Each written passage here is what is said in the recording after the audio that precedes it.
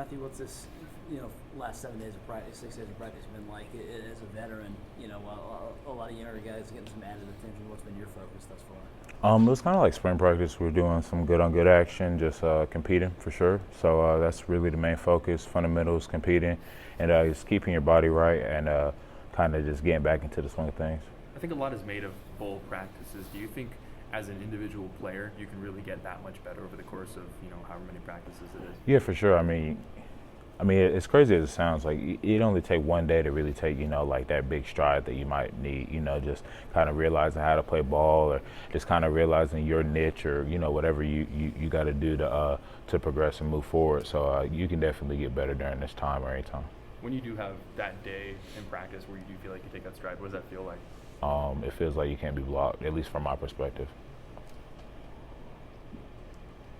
How would you kind of break down your season overall? Obviously, the team's results are what matter the most, but as an individual, when you looked at your game, sort of, how would you evaluate how you played? I'm glad that I improved. I mean, I have definitely Coach Rock and Coach Brandon Didrik to thank for that. They invested into me, and I just wanted to produce for them, produce for my teammates, and I also thank my teammates. Them putting me in position to make plays, myself putting them into position to make plays, and that resulted in us winning 7 games. So where have you taken strides as a player? Because I think a lot of times, evaluating the line of scrimmage can be tough unless you're someone who like as a coach or really knows the game or plays it every day. Like where have you grown? I know just me, my hand. I've always been like pretty good, like fluid as far as my technique with pass rush, and now it's been able to transition into pressures and a couple sacks. The same with some other guys. And then you look at my hands are fitting inside more. My pad level's better. That's something that Coach Rock is teaching the whole D line, and that's why the D line has some success all throughout the year. So I can attest that to Coach Rock, and also my teammates just pushing me and me pushing them right back. Before you guys started bowl practice, what was Jeremy's kind of message to this team about how to approach not only this practice, but kind of what this game kind of means, whether it's for the end of this season or kind of kickstarting 2020? I mean, it's definitely both. You come in, and it's easy to take a team lightly. Like they're a big team, they're a Big Ten team, and maybe they're not at the top of the Big Ten, but it's easy to take them lightly. But we can't do that. Nobody can do that with any bowl. They made it to a bowl for a reason. So we come in definitely wanting to beat our opponent, finish off the season, but also it's kind of a statement into the following season. I guess we play Oklahoma first next year. I don't know. I don't remember. But, just statement into that game and statement into all next year, establish your identity. Have you had a chance to look at anything about Indiana yet? I know y'all are still doing the individual stuff kind of as a team, looking at yourselves, but have you gotten a chance to look at any numbers or watch them at all? Oh, yeah. I've been able to watch them. They have some decent-sized running backs. They have a good slot receiver, a little guy, but he's good. He's shifty. They had a quarterback. He hurt himself. The other guy who came in, he's versatile. He can make the throws. And they have a third guy who comes in who really has a big arm. He's more of a pocket guy. Their linemen are big, pretty much just big.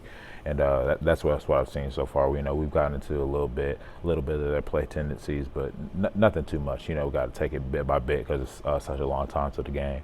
But I guess when you look at numbers and you see how much those guys rely on throwing the ball, like you said, they've got some big backs, but anytime you're going up against a team that likes to throw the ball that much, do you get excited as a guy who can go get the quarterback? Oh, yeah, for sure.